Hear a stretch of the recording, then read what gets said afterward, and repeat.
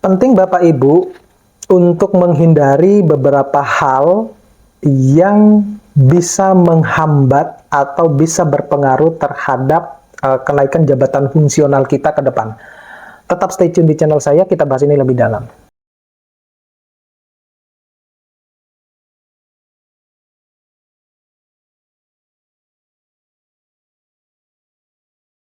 Assalamualaikum warahmatullahi wabarakatuh. Kali ini saya akan sharing terkait dengan beberapa hal yang harus kita hindari, yaitu mungkin sebagian dari pelanggaran integritas akademik ya. Sebenarnya ini pernah saya bahas juga di channel saya yang sebelah terkait dengan pelanggaran integritas akademik. Nah, ini ada beberapa komentar yang apa saja sebenarnya yang harus kita hindari. Sebenarnya kalau menurut saya simpel sekali ya. Jadi kita harus bisa lebih produktif tetapi dengan karya-karya kita sendiri ya, bukan asal menjiplak gitu ya karya orang lain. Nah, ada beberapa sebenarnya pelanggaran integritas ya yang harus kita hindari, khususnya untuk kita sebagai seorang dosen ya, dimana yang pertama itu ada yang disebut dengan, nanti kita akan bahas ya, ada yang disebut dengan fabrikasi. Nah, fabrikasi di sini itu yang dimaksud dengan fabrikasi itu adalah kita membuat hasil dan mencatat atau melaporkan hasil penelitian yang palsu, ya, yang palsu atau buatan suatu penelitian karya ilmiah yang sebenarnya itu bukan dari hasil karya kita sendiri. Nah, itu yang disebut dengan fabrikasi. Itu kalau secara general. Tetapi kalau kita melihat dari secara spesifik dari apa yang kita buat misalnya ya, kita ini menghasilkan data. Kita punya kumpulan data. Nah, fabrikasi data yang dimaksud itu juga itu adalah kita mempublikasikan data-data ini di beberapa jurnal-jurnal, baik itu nasional maupun internasional, tetapi hasilnya sebenarnya sama. Gitu. Jadi itu tidak, kalau kita lihat dari segi datanya. Kemudian pelanggaran yang lain itu adalah falsifikasi. Nah, falsifikasi di sini adalah kita memanipulasi bahan atau material penelitian maupun peralatan ataupun proses atau mengubah atau menghilangkan hasil sehingga catatan penelitian itu menjadi tidak tercermin secara akurat dan dokumen karya tulis ilmiah itu di dalam sebuah penelitian.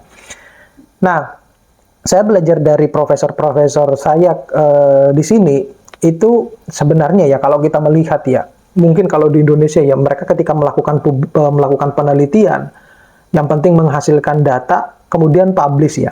Tapi kalau di sini itu enggak, ya, kalau di luar negeri itu enggak. Mereka itu, satu kesalahan sedikit pun, kalau mereka tidak berdampak baik ya terhadap pembaca, terhadap keilmuan di luar, itu tidak akan dipublish, tidak akan dimuat gitu. Saya kadang heran gitu ya, kok sampai segitunya ya yang di sini profesor-profesor di sini.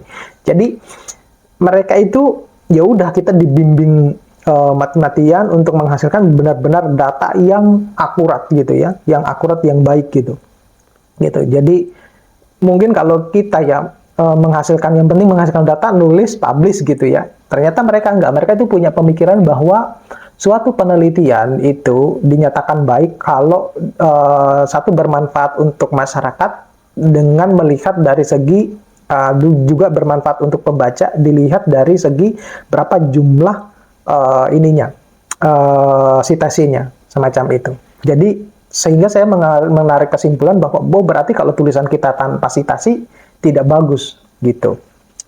Nah, kemudian yang ketiga itu adalah plagiarisme. Nah, plagiarisme itu banyak sebenarnya pengertiannya. Jadi, secara general plagiarisme itu baik kita menggunakan ide, proses, hasil tulisan ataupun karya ilmiah orang lain tanpa kita memberikan apresiasi yang tepat kepada si sumber penulis tersebut ya. Jadi kita misalnya ini mengambil referensi dari A, B, C, tetapi kita tidak memberikan apresiasi ya, atau kita mencantumkan di dalam tulisan kita yang ada di referensi semacam itu termasuk plagiarisme. Nah, untuk menghindari berbagai macam plagiarisme itu pernah sudah saya bahas, tapi nanti akan kita bahas lagi dengan seiring dengan perkembangan zaman yang akan membuat kita itu lebih sigap, lebih paham tentang bagaimana caranya kita menghindari plagiarisme. Mungkin di next video ya. Nah, selain itu, selain dari apa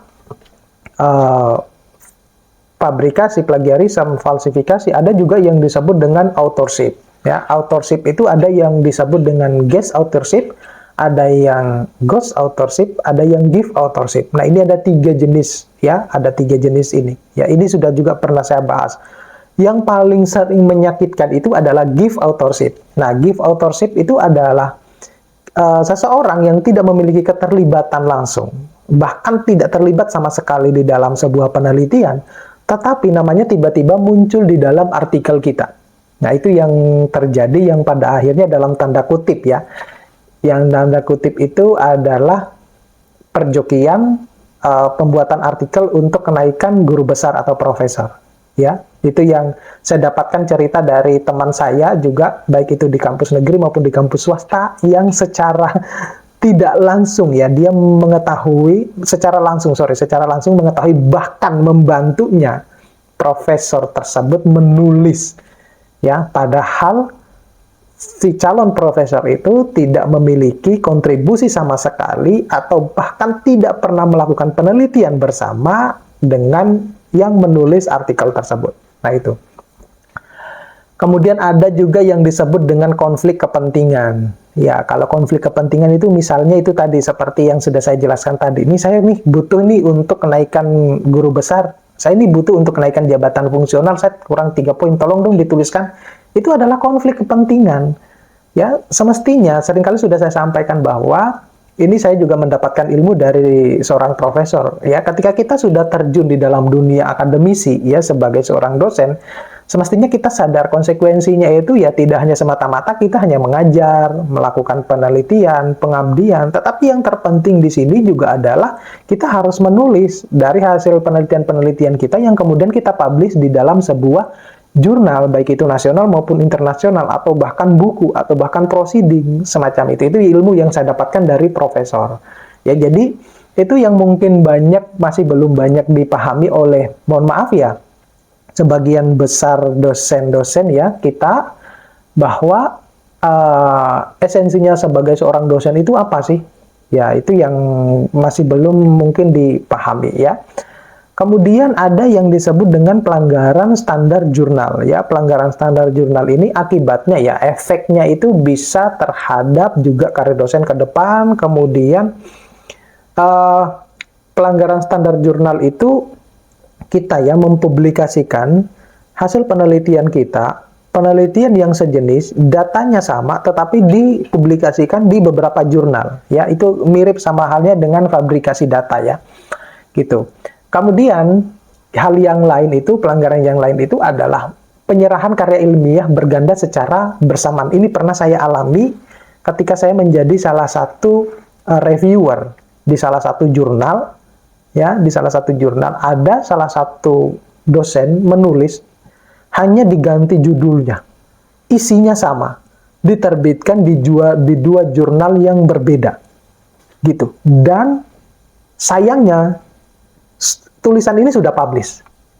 Nah, itu. Jadi itu yang dimaksud dengan karya ilmiah berganda. Jadi hanya beda judul saja, isinya sama plek. Nah, itu yang tidak boleh, ya, tidak boleh. Padahal itu mungkin ya dijadikan untuk kenaikan jabatan fungsionalnya. Saya sampai bingung kenapa pada jurnal yang satunya itu siapa yang mereview. Ini saya mendapatkan setelah saya cari. Kenapa saya cek? Karena ada beberapa tulisan-tulisan yang menurut saya itu tidak begitu nyambung gitu antara kalimat per kalimat, paragraf per paragraf, sehingga setelah saya copy paste di Google keluar dengan kalimat yang sama, yang satunya sudah terbit sebelumnya, hanya beda judul saja, namanya tetap sama gitu ya. Apalagi kalau dulu itu kan penulis tunggal masih sangat populer ya. Kalau sekarang mah enggak lah. Kalau sekarang itu kita lebih disarankan untuk ya kolaborasi ya. dengan baik itu teman sejawat yang ada di dalam kampus maupun yang ada di luar kampus. Oke? Terima kasih. Mudah-mudahan ini bisa bermanfaat, bisa membantu teman-teman. Kita ketemu pada video-video berikutnya. Assalamualaikum warahmatullahi wabarakatuh.